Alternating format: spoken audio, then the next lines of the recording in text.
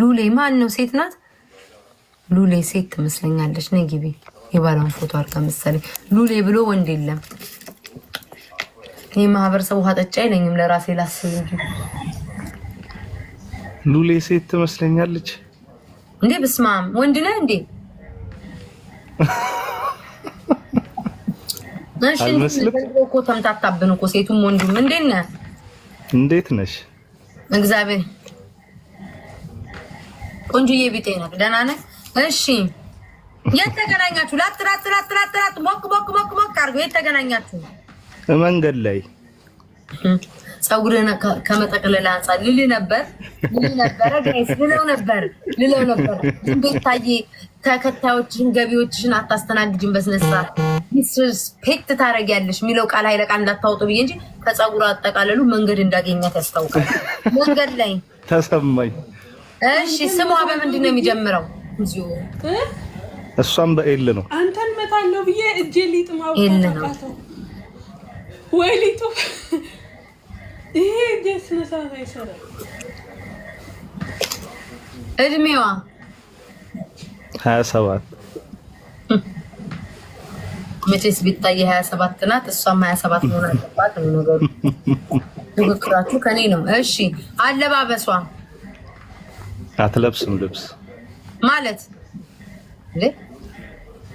መንገድ ላይ ተገናኝተ ታዲያ ሙሟን አንጠልጥላ ሜዳ ላይ አትሄድ። ታዲያ ምን ማለት ነው አትለብስም ማለት? ያው ይታያል ነው። አጭር ነው። እሺ ትዕግስቱን ስጠኝ። ቀሚስ ልበለዋ መቼስ ሴቶች ቀሚስ ነው ለብሰው ቂጣቸው ሲሆን ነው። ጭራሽ ደግሞ አትለብስም። የፍቅር መጠነክ ገራገር አራ አምላክ እኔ እግዚአብሔር ምስክሬ ነው። ላብድ ነው በቃ ላቆመው ነው።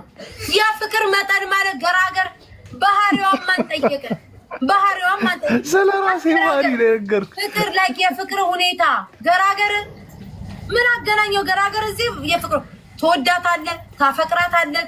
ላይክ በጣም ነው የምትወዳት፣ ለትዳር ነው የምትፈልጋት ወይንስ ደስ ትልሃለች? ደስ ትለኛለች። እሺ አትናደጂ።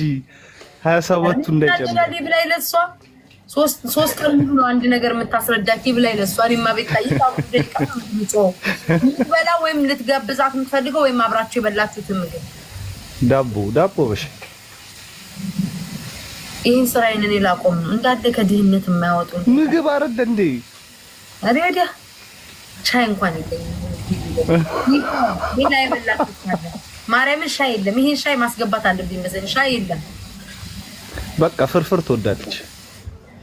ፍርፍር እኔም በስጋ ወዳለሁ ከተገኘ። በቃ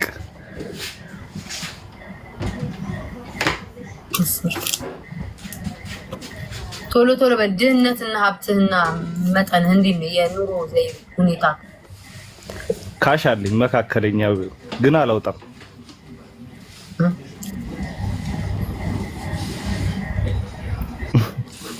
ከቤት ወጣ ከእናት ቤት ወጣ ገንዘብ ውስጥ ቆንጆ ሴት ስታይ በግዴታ ታወጣለህ። መጀመሪያ ከእናት ቤት እኔ ማለት በክፋት አይደለም የተናገርኩት። የት ክፋት ነው እንጂ ያላችሁ ቤት ውስጥ ቤርጎ በተወደደ ከተገኘ በተወደደ ኑሮ ቤርጎ እንዳው ቀጥራህ በዛው በቀረት ኧረ አያርግብኝ። ኦኬ ፎሎ እስከዛ ድረስ ፎሎ አርጉኝ ምናምን ብለህ ንገራቸው። ፎሎ አርጉኝ ቤተሰብ እስከዛ አውራቸው። አይ እዚህ ውስጥ እሷም ስላለች አሁን ሌላ ሰው ባወራ ይሰማታል።